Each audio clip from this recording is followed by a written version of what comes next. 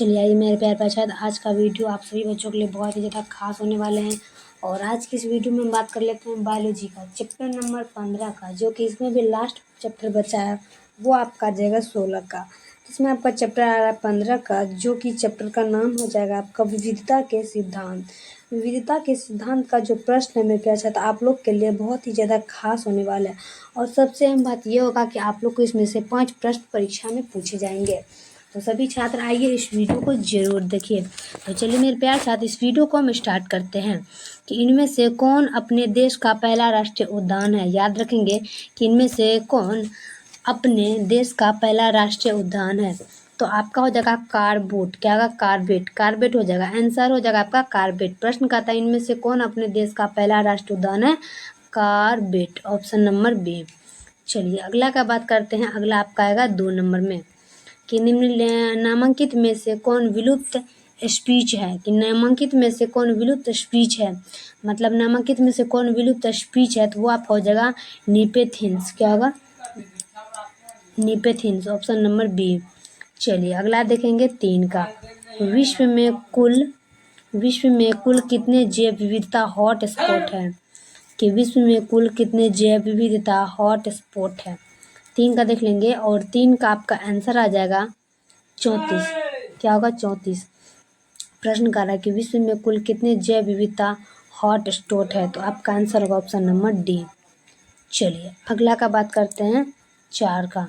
स्वस्थानीय, क्या कर रहा है, स्वस्थानीय संरक्षण का उदाहरण क्या है, स्वस्थानीय संरक्षण का उदाहरण क्या है। 4 का देखेंगे इनमें से सभी, मतलब वनस्तापिक उद्यान, जंतु उद्यान, जीव सफारी, इनमें से सभी। प्रश्न कर रहा है कि स्वस्थानीय संरक्षण का उदाहरण होगा इनमें से सभी, ऑप्शन नंबर डी। चलिए अगला देखेंगे हम 5 का। इनमें से विलुप्त हो गए हैं, क्या कह रहा है कि इनमें से विलुप्त हो गए। 5 का इनमें से विलुप्त हो गए हैं इनमें से सभी, मतलब डोडो, लाल पंडा, स्टीलर्स, जी काऊ। तो इसका आंसर होगा इनमें से विलुप्त हो गए हैं, ऑप्शन नंबर डी। चलिए अगला देख लेते हैं हम 6 का, कि दुधवा राष्ट्रीय उद्यान स्थित है, क्या कह रहा है कि दुधवा राष्ट्रीय उद्यान स्थित है। 6 का देख लेना है। तो दुधवा राष्ट्रीय उद्यान हो जाएगा लखीमपुर खीरी में, मतलब दुधवा राष्ट्रीय उद्यान जो स्थित होता है वो कहाँ पे है, तो होगा लखीमपुर खीरी में, ऑप्शन नंबर ए। चलिए अगला देखेंगे हम 7 का। चिपको आंदोलन कब होता है, याद रखेंगे चिपको आंदोलन कब होता है। तो चिपको आंदोलन होता है उत्तराखंड में, कहाँ होता है, उत्तराखंड में। चिपको आंदोलन कहाँ होता है, उत्तराखंड में, ऑप्शन नंबर बी। चलिए अगला देखेंगे हम 8 का, कि लाल आंकड़ों की पुस्तक प्रकाशित किया है, लाल आंकड़ों की पुस्तक प्रकाशित किया है। याद रखें सभी मेरे प्यारे छात्र कि लाल आंकड़ों की पुस्तक प्रकाशित किया है। 8 का जगह IUCN, क्या होगा IUCN, लाल आंकड़ों की पुस्तक प्रकाशित किया है IUCN, ऑप्शन नंबर ए।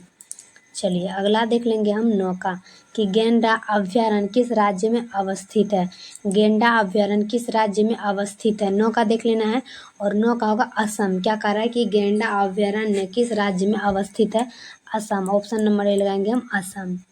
चलिए अगला देख लेते हैं हम 10 का, किस टॉर्पिकल, क्या कह रहा है कि किसी टॉर्पिकल प्रदेश में जैव विविधता गिरावट का मुख्य कारण है, किसी टॉर्पिकल प्रदेश में जैव विविधता में गिरावट का मुख्य कारण है।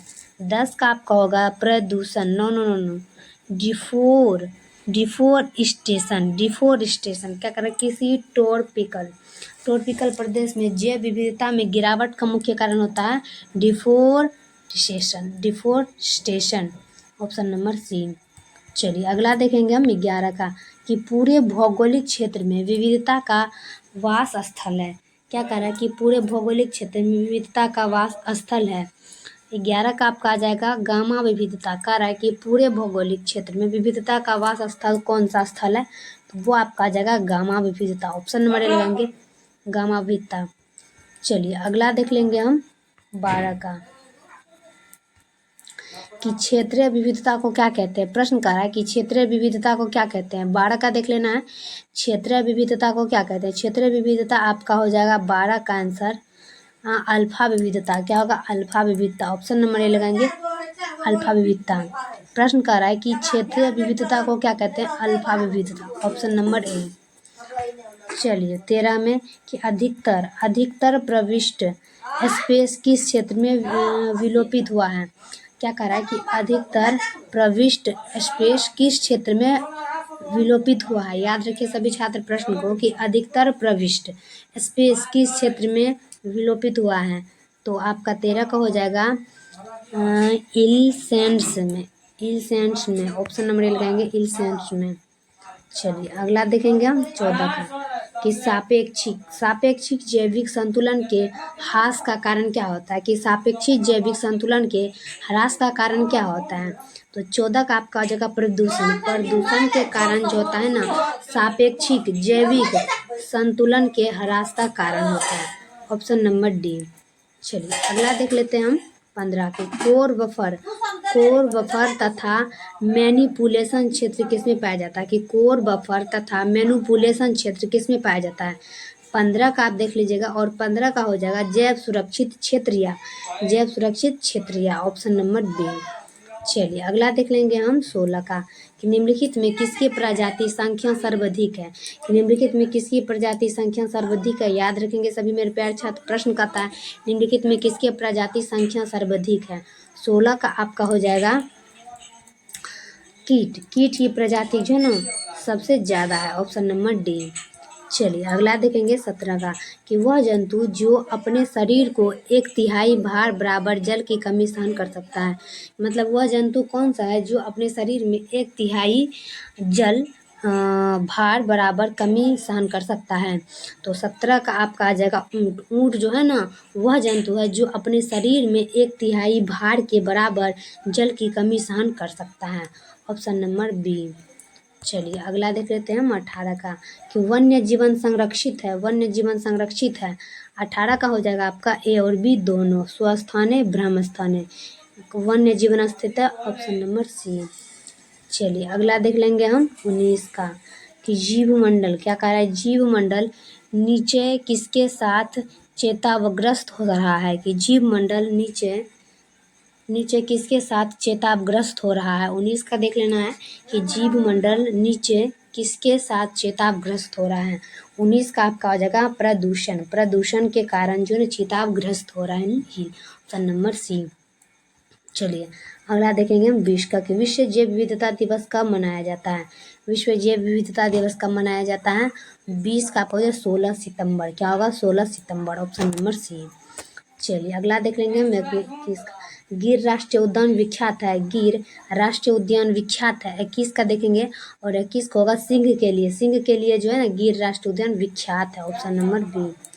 चलिए अगला देख लेंगे हम 22 का कि जब संकोटन क्या कह रहा है कि जब संकोटंत पादपों तथा जंतुओं को उनके प्राकृतिक आवास से अलग कर एक विशेष स्थान पर उनकी देखभाल की जाती है उसे क्या कहते हैं। मतलब जब संकोटन पादपों तथा जंतुओं को उनके प्राकृतिक आवास से अलग कर एक विशेष स्थान पर उनकी देखभाल की जाती है तो उसे क्या कहते हैं। 22 को हो जाएगा ब्रह्म स्थान ऐसा स्थान है जो कि संकटों तत्व पादपों तथा जंतुओं को उनके प्राकृतिक आवास से अलग कर एक विशेष स्थान पर रखा जाता है देखभाल के लिए। तो वो स्थान होता है आपका ब्रह्म स्थान। Option number B. चलिए अगला देख लेंगे हम 23 का कि स्वस्थानीय संरक्षण इन सीटू कंजर्वेशन का उदाहरण क्या है। क्या कर रहा है कि स्वस्थानीय संरक्षण इन सीटू कंजर्वेशन का उदाहरण क्या है। 23 का आपका आ जाएगा option number D. Option number D इनमें से सभी क्या होगा इनमें से सभी। Option number D. चलिए 24 का कि पृथ्वी सम्मेलन किस वर्ष आयोजित हुआ था। 24 का देखेंगे और 24 का होगा 1992 में। प्रश्न कर रहा है कि पृथ्वी सम्मेलन किस वर्ष आयोजित हुआ है 1992 में। Option number B. चलिए अगला देख लेंगे हम 25 का कान्हा नेशनल पार्क प्रसिद्ध है। याद रखेंगे सभी छात्र कि कान्हा नेशनल पार्क प्रसिद्ध है। 25 का आपका आ जाएगा बाघ के लिए जो है ना कान्हा नेशनल पार्क प्रसिद्ध। Option number C. तो फाइनली मेरे प्यारे छात्र वीडियो कैसा लगता है कमेंट में जरूर बताइएगा और इस वीडियो को शेयर जरूर करिएगा। तब तक के लिए हम नेक्स्ट वीडियो में मिलते हैं। जय हिंद जय भारत।